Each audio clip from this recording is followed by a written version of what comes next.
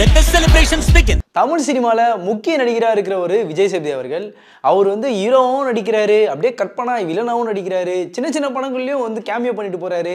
இதை தவிர்த்து வேற என்ன பண்றாரு அப்படின்போது டிவி ஷோவுக்கும் போய் பண்றாரு.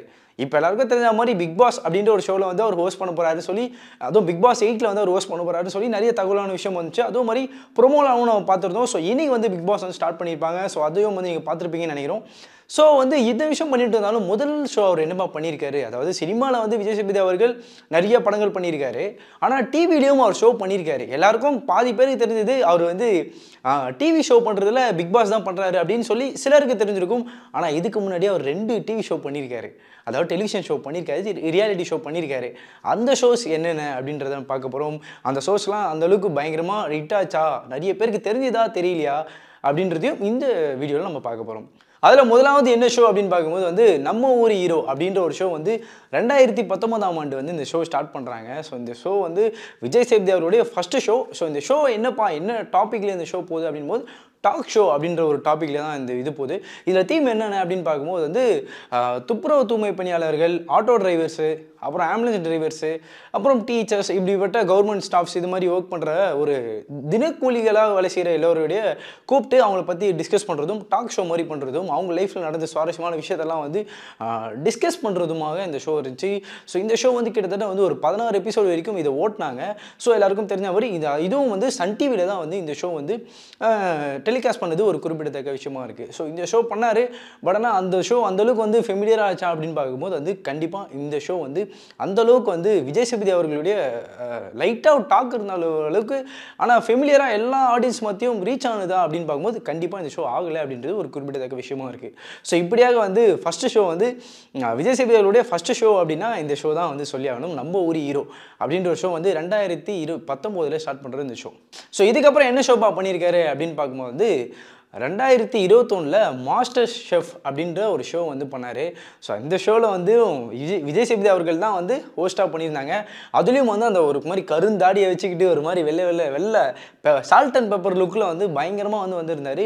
அதுவும் வந்து கிட்டத்தட்ட வந்து சன் டிவியில் தான் வந்து டெலிகாஸ்ட் பண்ணாங்க. ஸோ அந்த ஷோவை வந்து கிட்டத்தட்ட வந்து ஒரு 30 எபிசோடு கிட்ட அந்த ஷோ வந்து வந்தது.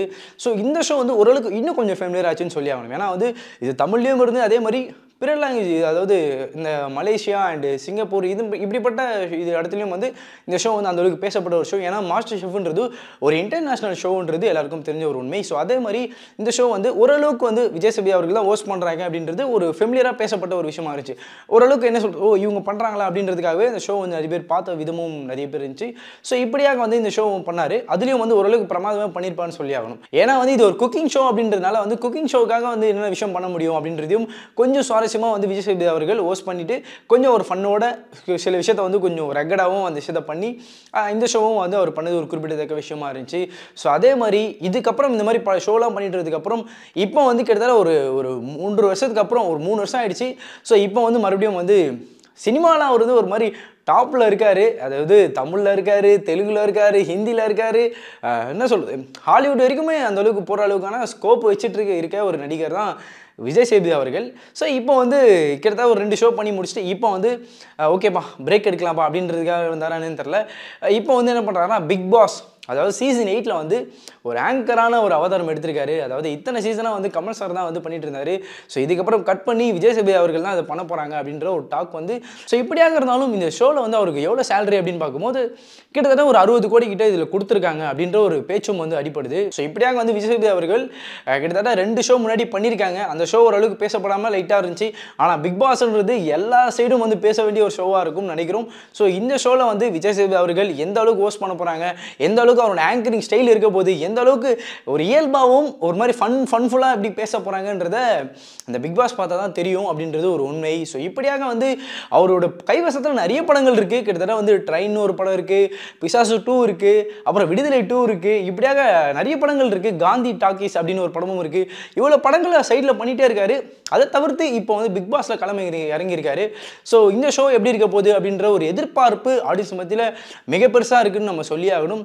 ஸோ இதை குறித்து நீங்கள் என்ன நினைக்கிறீங்கன்னு சொல்லிட்டு கமெண்ட் செக்ஷனில் சொல்லிட்டு போங்க. அதே மாதிரி விஜய் சேதுபதி அவர்களுடைய கெட்டப்லாம் இதில் எப்படி பாருந்துச்சு, அதாவது பிக் பாஸில் வந்து அவர் பேசின டைலாகு, ப்ரோமோவில் வந்த விஷயங்கள் அதெல்லாம் எப்படி பாருந்துச்சு அப்படின்றதையும் கமெண்ட் செக்ஷனில் உங்கள் கருத்துக்களை சொல்லிட்டு போங்க.